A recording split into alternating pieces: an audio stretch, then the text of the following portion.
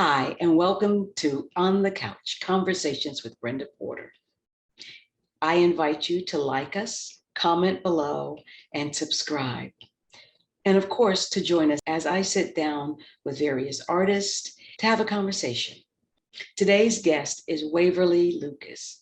Waverly is the artistic director, along with his wife, of Bal Ethnic Dance Company. It's an amazing dance company that does Afrocentric dance and ballet. Welcome, Waverly. Thank you for having me, Brenda. I am so excited that you are here and that we have a chance to talk about you and to talk about your company. So let's start with your company first. Bal Ethnic is a combination of African and ballet. Tell me a little bit about how this even came about. Okay, well, Bal Ethnic, actually, we started, my wife Nina and I, we danced first with the Dance Theater of Harlem in New York, and then we left New York and started dancing with the Atlanta Ballet. We were one of 5 African-American dancers there, and it was a historic event. This is in the 1980s. Is first time, and the Atlanta Journal and Constitution did a story on that. It was the first time that a professional regional ballet company had 5 African American ballet dancers and a ballet company, and that was something to me that is significant today because everyone's making such a big thing now about the Black ballerina. All of a sudden, and I feel, I feel that it's more based on trend than true desire for equity. Basically, Dance Theater of Harlem is where we were birthed out of. Dance Theater of Harlem, learning from the great Arthur Mitchell, who may rest in peace. And what he did was he brought in choreographers that I think that piqued my interest in basically the fusion of dance or hybridity. And that the 2 of those choreographers were Louis Johnson, who choreographed The Wiz, and also Joffrey Holder. Those were the 2 that really inspired me to go on this path, because when I worked with them and their works, their choreography that reflected this, it was really exciting. I would say especially Louis Johnson, because he actually did several of the elements sur la pointe. And that became one of my passions, to really place the Africanized movement on point. And so I would say what the difference is as a company and as a choreographer, I've done this as a 31 year practice now. And that was what my master's thesis was about, this 30-year practice at the time of blending classical ballet and African dance concepts, and the whole idea of opposites attracting and distracting, the whole idea that it's a revolutionary act as far as on both ends, because you look at the traditionalists from the ballet or classical end, and then you have the same traditionalists in the African realm that also, oh, you don't change this, you don't touch this, and the reality is, if we're talking about tradition on both, then we would basically, it would only be done in a select area. So what I've come to understand is, when these traditionalists push tradition, what they're doing is it's basically a selfish act, because they want to keep it to themselves. And art is such. I remember the great Babatunde Olatunji told me that art is not something, and culture is not something you can covet. Once you put it out there, it is no longer yours. It is of the world. And that was the greatest statement that he made to me. And he told me to continue this process, because that was one of the things I taught to him when I worked with him. Just the fact that you worked with him is amazing to me. Wow. Absolutely. So you started this company with your wife, right? Yes, my wife, Nina Gilry. And yes, she also was a dancer from the Dance Theater of Harlem and the Atlanta Ballet. And as well as she was a runner-up for Miss North Carolina, the Oh, Carolina pageant. Yes, she was Miss North Wilkesboro. you mentioned earlier that you were dancing for Atlanta Ballet. Yes, at that time. That was the first time that a regional classical ballet company had 5 Black or African American dancers. And ironically, 4 of us came from Dance Theater of Harlem. You know? And the Atlanta Journal and Constitution actually did an article on that. And actually that article is in my, is actually part of my thesis. In the timeline, I did a timeline, 30-year timeline, because for one, you have to document, because often what I found is that through academia and through popular society, often history either gets distorted or omitted. You know, it's told, you know, what's the stories that are told often are the stories that fit a certain narrative that's wanted out there. And this is, you know, and I was surprised as I did my research on the whole concept of blending ballet and African dance together, how I was like, there were many more brilliant people than me. Why hasn't someone else done this? You know, and I could see it could be very, it's very frustrating at times because you have to admit your vulnerabilities in the process. You have to continue learning.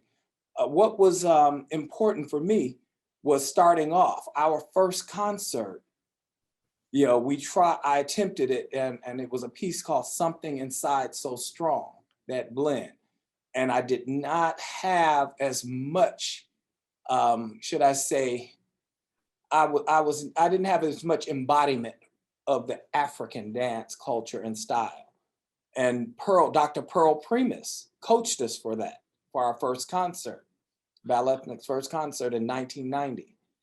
And I remember when she coached me, she said, you need to stay on this path with the company. She was like, but you're going to have to really delve deeper into understanding and learning the culture and learning the essence of African dance concepts so that you can really push it forward. And that was, and I remember her telling me that, and she pretty much in our discussions told me that I would have to go through academia probably to really be acknowledged for the work, or she was like, or someone else will see it, they'll do it, they'll write on it, and they'll take it over.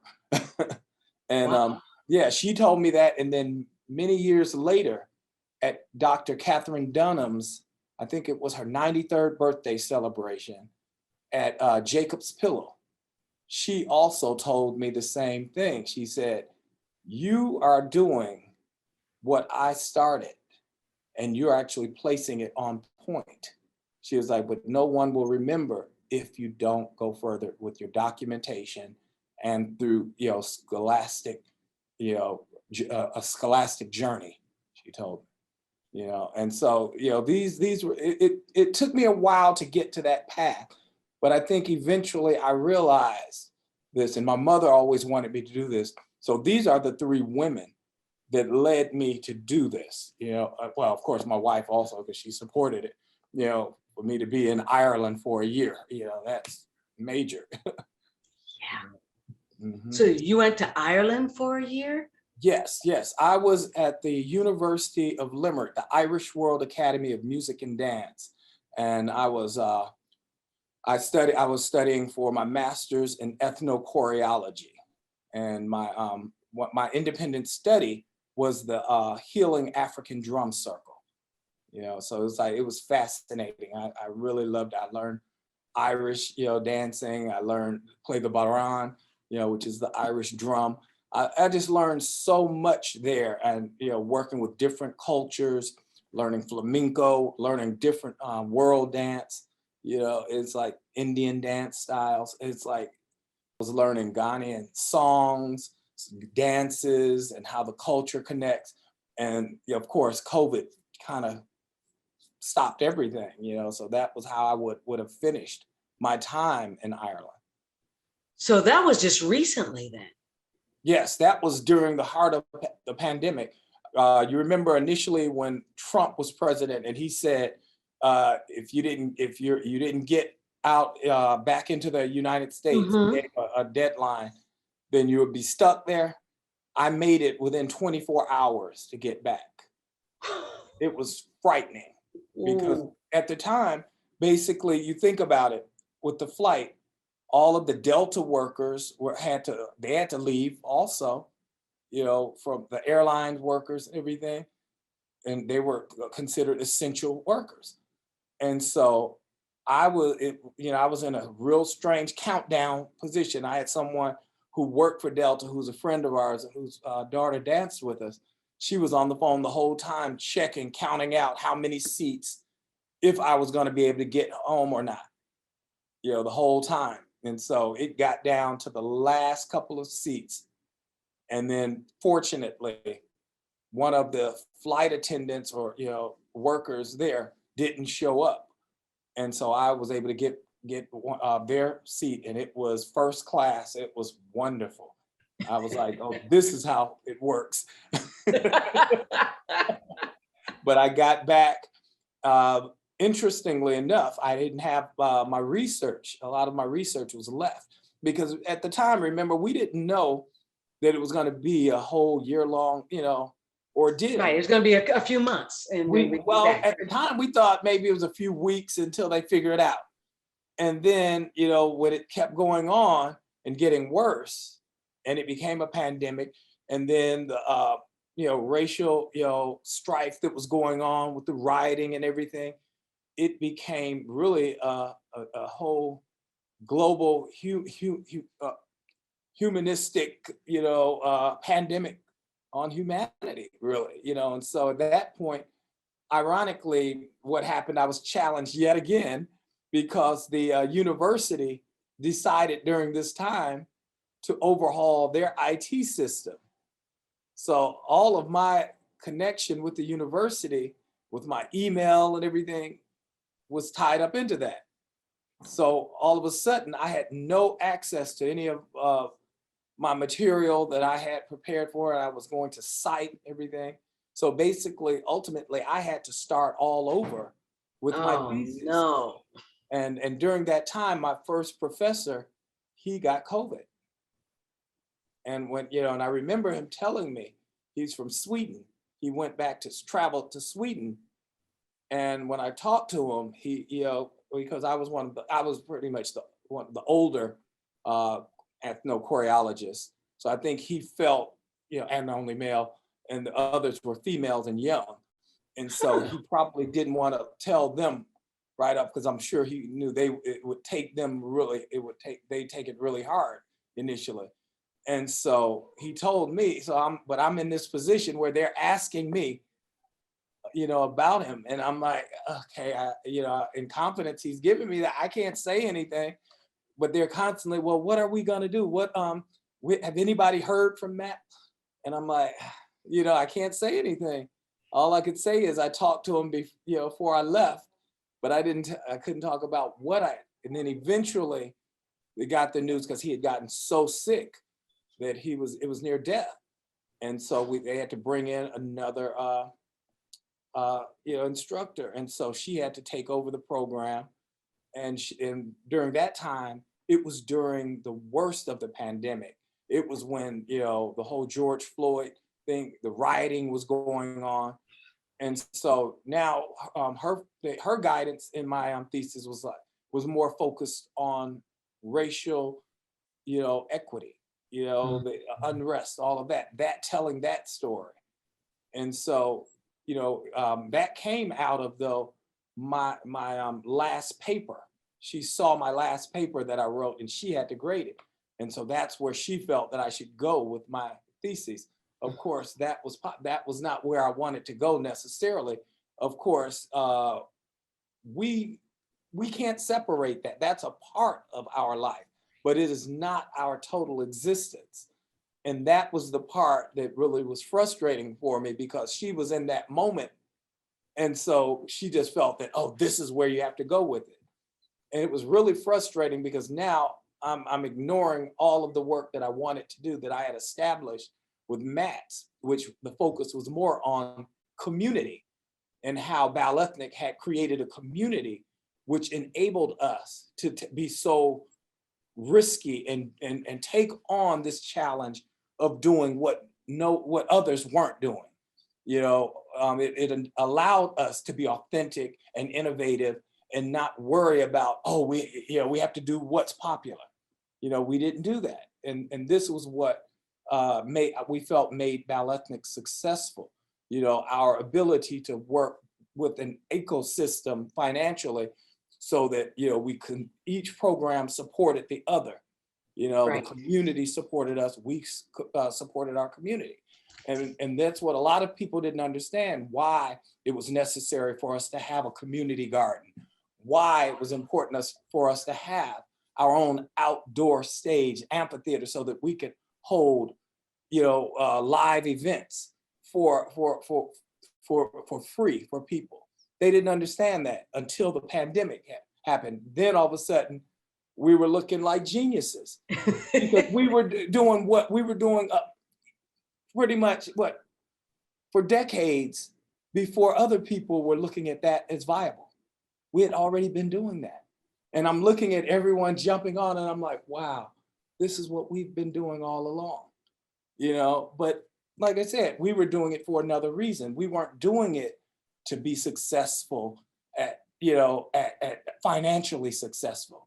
We were doing it to be spiritually successful, because we looked at what we were doing as a spiritual endeavor, that really connected our community and uplifted our community, and allowed us to give back to our community. So that was the whole nature of it. The beginning of Black theater, the beginning of Black dance, all was really about community and serving the community. Absolutely. And we've gotten a little away from that in many ways. We've gotten caught up in the other. Yes. And and that's one of the things that I focus on with some of the works that I create. Many people think, oh, Urban Nutcracker is just a different way of Black people doing ballet. No, it's not that. It's about what we had in the 1940s. We figured out something, in Atlanta. I was amazed when I heard the story of Sweet Auburn Avenue, and how it was the wealthiest street one of the wealthiest streets in America, not Black streets, wealthiest streets in America. How did that happen? That happened because we took care of our own, and it was respected because of that. And the thing is, we actually had more, should I say, integration there than other places because of that, because you had people wanting to come there to celebrate. And this is something I think often that we don't appreciate. We don't really build and invest in our own and support it to where it then becomes so significant that equality is the only other objective, or the only other option, because that's where true equality comes from, is having equal resources. When we have equal resources, now we can compare this to that and so forth, and then you can make a choice. But if you don't, we're pretty much, and I'm looking at everyone asking for inclusion. If you have to ask for inclusion, really you're not wanted. If you have to ask for it, you're not welcome. And it just, I just watch it constantly, and I'm like, and the more we do that, the further we really get from true equality. You look at every other society that comes here, all of the immigrants that come here. What do? They establish their own first. Then they can spread out and integrate. But they make sure they have their home base covered. This is something we have yet to really do. And I think this is why our survival is constantly in danger. But I don't think we have that because we didn't come over necessarily by choice. And so we didn't have that opportunity to establish a base, you We know? didn't. We didn't, but we do. And we did. This is why I'm telling the stories of Auburn Avenue, of Pearl Clegg's Flying West, through the ballet, Pearl Clegg's Flying West, the ballet. This is what's important, creating our own stories like the leopard tail. When you see the leopard tail of an African village, well, of course, it's an adaptation of a West African village, but it's told in our stories. When I watched television when I was young, when I saw Africa, I saw it as Tarzan going in there and just kind of controlling the masses of Black men and women and children, and them adoring him over themselves. So when you have that, then what do you think? People are they're gonna clamor to get to that when that's what they're shown. So it's up to us that are in the art to really, I say, reportray what we are in our stories, because it's been told in a way that has really limited our ability to think, beyond what they see us. It builds that ceiling for us, and every now and then you have those who can overcome that. And that, as W.B. Du Bois talked about, the talented 10, you have those. So I'm not talking about them. I'm talking about your regular everyday person. And if that person does not feel that they are really participating in this so-called American dream, then there is no so-called American dream. And so, so none of us can really look as if we're benefiting from it, because we're on borrowed time, if that's the case. Before the pandemic, about a year and a half before the pandemic, you had a major health issue that stopped you from doing some dance for a while. Oh yeah. Actually, I had a 3.5 year ordeal. I ruptured my Achilles tendon and had post-operative infections that required me to have 4 skin grafts when I was working on Memphis. So I'd be upstairs in the balcony taking notes, and I actually had to choreograph it on a rollator. I had a rollator that I was on, and I had a wound vac. This wound vac, it was, often gunshot victims have to have a wound vac to help the wound heal. But that's what I was connected to the whole time. While I was there, I'd be up there taking notes. Because you think about it, generally a ruptured tendon takes about 1.5 years to come back from. I had post-operative infections that created a horrendous wound. And so all of that had to heal first, even before I could really go into therapy. I think I would have given up. Well, but the thing is, I think sometimes we think we're weaker than we are. I think there's strength in there. We just have to know where it is, and it's deep sometimes.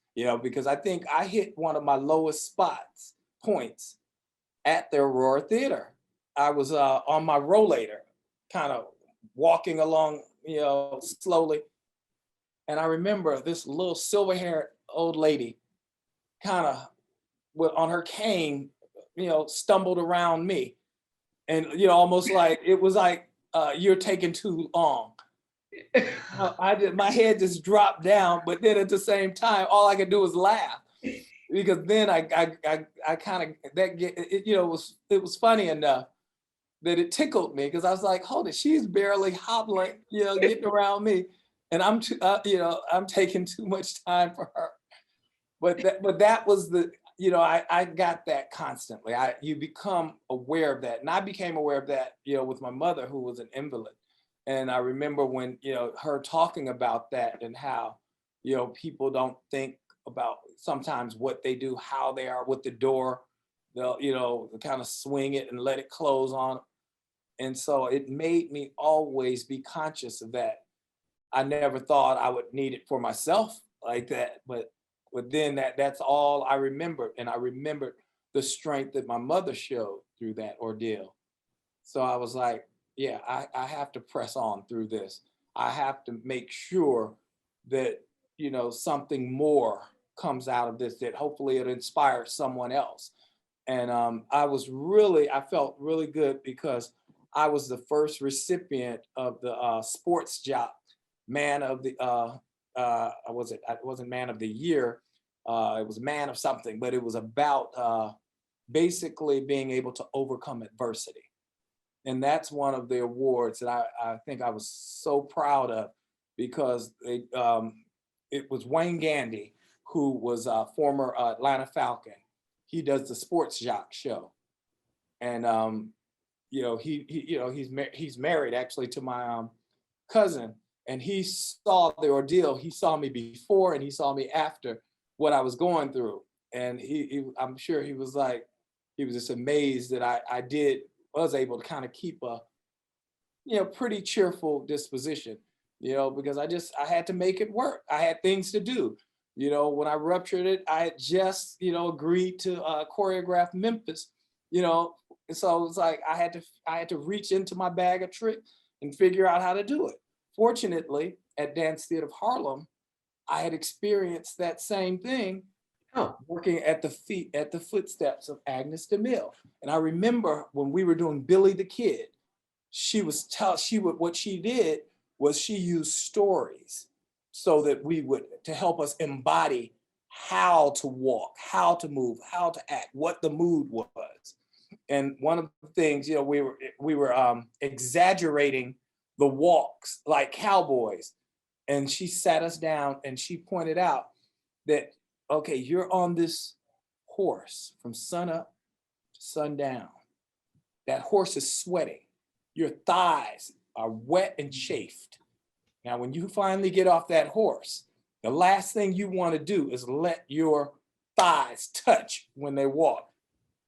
This is why they walk like this. Not that all cowboys were bow-legged. and you see, so that type of analyzation is what I then really developed more in my teaching and in choreographing and getting the artists, whether it's in drama, in theater, or in dance, to embody the movement and to understand how the movement feels on them.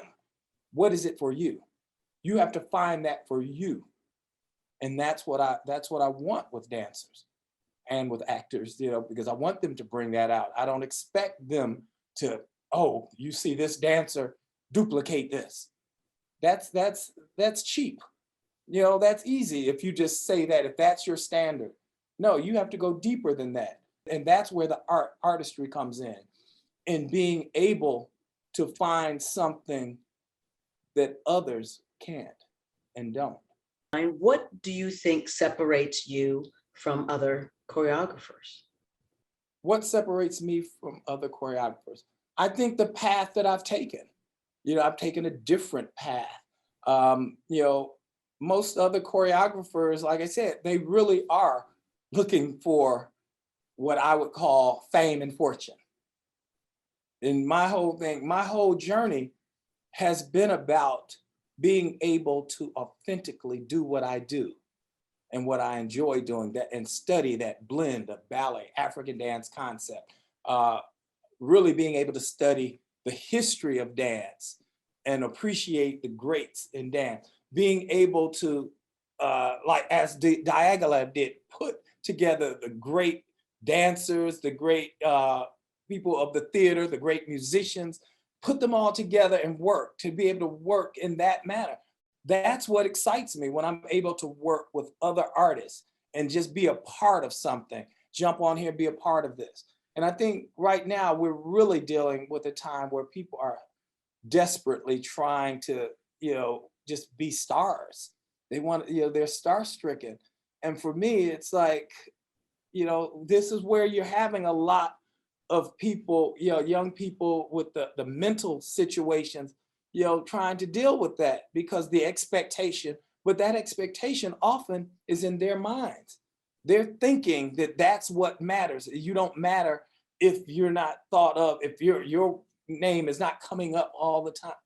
No, it's not that heavy. You know, you have your moment to shine. And usually it's, I mean, in real life, it's usually just a moment. We have those extraordinary talents and iconic people. That's what they are. Accept it, you know? But even they usually have issues beyond that they can't deal with, you know? Me, I'm like, I enjoy my garden, my dogs, my wife, you know, I enjoy the simple things. I looked at people, how they were having such a hard time with the shutdown, shut in. I was cool. It didn't bother me. I created work still, you know? And it's like, you know, the thing is our season will open with two of the works that we created during that. One, opposites attract and distract, from barefoot to the point shoes, showing that choreographic process. The other is jazzing, memoirs in jazz. It's about with a collaboration with the Bremen Museum, Jewish Museum. And yes, it's a fabulous project. And it's based off of the photojournalism of Herb Snitzer, who for over 40 years, 40, 50 years, worked with the jazz greats and documented them. And his special friend was Nina Simone. And, you know, and basically he, you know, this is how the whole ballet came out of his statements, his really me doing field work, you know, with him interviews, field work interviews, discussing how it, from his book to how he captured all of their images, what the images meant, what, you know, what was interesting about each one, you know, which ones that he have pretty much more of an issue with. It was all fascinating, you know, and so this is what, you know, this project is. So our first two things that we opened with this season will be those two projects. And the beauty of Opposites is it's live music. We created live music from the whole concept of the Healing African Drum Circle. And it became a whole musical experience and dance, and with statements, you know, that the artists were able to really speak on their truths and what the pandemic meant to them, what the racial injustice meant to them, and, you know, just basically what life was about, what they valued in life. And that's what I wanted them to do. I wanted it to be something that was not all negative, you know, because often when we get into some situations like this, there's a need or somehow for us to really only show the anger, only show the angst. You know, you know, there's so much more to us. When we know how in the worst of times to come together and celebrate. And so we have to show that also, because if we don't, then our youth, our future looks bleak. Think about it. The slaves did this, you know, and that was one of the things. And this is what I kind of focused on, the whole concept of patting juba or body percussion. You know, they used what they had, made the most out of it. So this is what we have to do to survive. Doesn't mean that we stand back and just absorb, be a punching bag. No, but it means we're progressive, but at the same time, we take the time to live our life and enjoy our life and not let it be affected by someone else. Did you rehearse outside or did you rehearse in your building? Well, initially we rehearsed outside because we had our outdoor stage. That was the beauty of it. And then, you know, as some of the restrictions, you know, were specified, we were able to move inside with the mask, and we had our cleaning protocols and everything. And, you know, we were able to let some of the students in eventually as well. But I think one of the things that we did was we were more cautious than even others. And that was because, like I said, I learned early on the seriousness of this by losing my first professor. And then the second professor, Aileen, got really sick with COVID as well. And I had to have a third professor. I just had to complete it. And then once I completed it and got my master's, everyone's like, oh, well, what are you going to do now? And my thing was, I've always been doing what I'm going to do. You know, it's like, That's the difference. I'd been doing it already. The field work, when I did my field work, I had already done that when I interviewed Dr. Father Bowden, of the Bowden Center. He's the character that in Urban Nutcracker that Professor Isaac is based on, Father Henry Bowden. And so that was it. And then when he put me together with the grandchildren of Yates and Milton Drugstore, and I spoke with them, and they gave me tidbits stuff. And when one of the things they told me was, "Oh, you're not going to find this in any of the museums or anything, but you have to pay tribute to the Blue Moon Bakery." They're like, because the pound cake from the Blue Moon Bakery. So in the dialogue at the beginning, you hear Big Mama speak of the pound cake from the Blue Moon Bakery. It's in the story, in the narration. And so that's, those things are important, because I wanted to touch people in a way that it really preserves history, preserves stories. And it's the real part of it, not just the most, the things that people deem as, oh, this is the sexy part of it. No, this is the real part of it. And that's what I wanted to get to. And I felt so good being able to do that. When I went to Nicodemus the two times and interviewed all of the different generations of people, because that's what Pearl and Zarin challenged me to. And and I interviewed all of these, different relatives it's like, and I still have that information.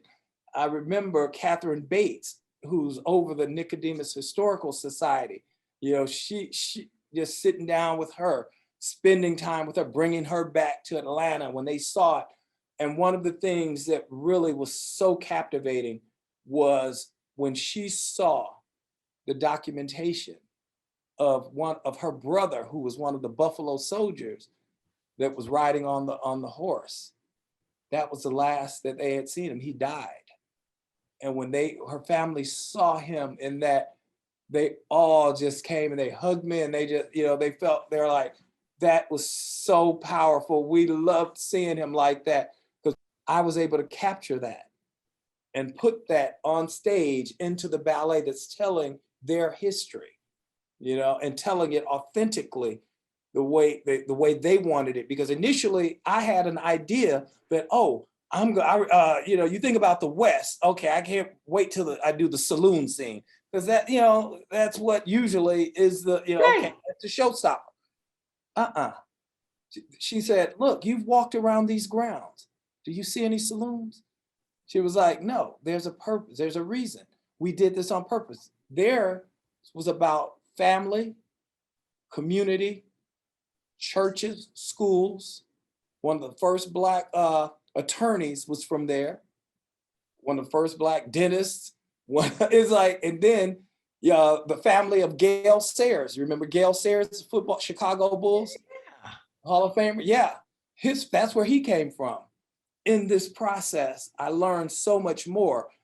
And so before I went to Ireland and got into the whole field work, having to do field work, I had already done it, and so it just reinforced what I was doing, because I had to make sure that, that I was not in any way bastardizing their work, their lives. I wanted it to be authentic. I wanted it to be truthful. And it meant a lot to me. And when they said that it was validating, and that's what I think we need more of. And I think too often, people sell out for the purpose of being, successful to the mainstream. But I always say Balletnik is a niche organization. As a choreographer, I'm a niche choreographer. I'm not looking for that big boom. I'd rather look at my body of work, and you'll see a pattern. You'll see that I wanted to do something significant, and that's what I've done. I had plenty of opportunities to do a lot of hip hop type thing that would get a lot of bang for the buck. But it's like it's authenticity. So what's some advice that you give to your young students as they go out into the world dancing and choreographing? Yes. What do you tell them? Well, my focus is always on getting them to be authentic and to really do their work with integrity, understanding that the integrity matters, and it doesn't matter whether someone else finds validity in it. You have to find the greatest validity is in your integrity, in the integrity in your work, the integrity of your word, and how you treat other people, in life. And if you do that, you're going to be of incredible value to society. One thing you mentioned, though, is you talked for a second about your upcoming season. When does it start? Our upcoming season starts, and well, the dancers would be in September. A contract runs from September to June, to the middle of June, because we conclude our season in Washington, D.C., the Kennedy Center, Reframing the Narrative, Balethnic Dance Theater of Harlem, and Collage Dance Collective, 3 professional Black ballet companies finally being recognized on the stage with the great ballet and dance companies of the world, not of the US, of the world. And so this is something that's exciting. Yes. Mm-hmm. Yes. The people in Atlanta, when can we look to see you perform? Well, the Opposites Project, the Jazzing Project is online. Go to our Instagram at Balethnic, or Facebook, Balethnic Dance Company, Inc.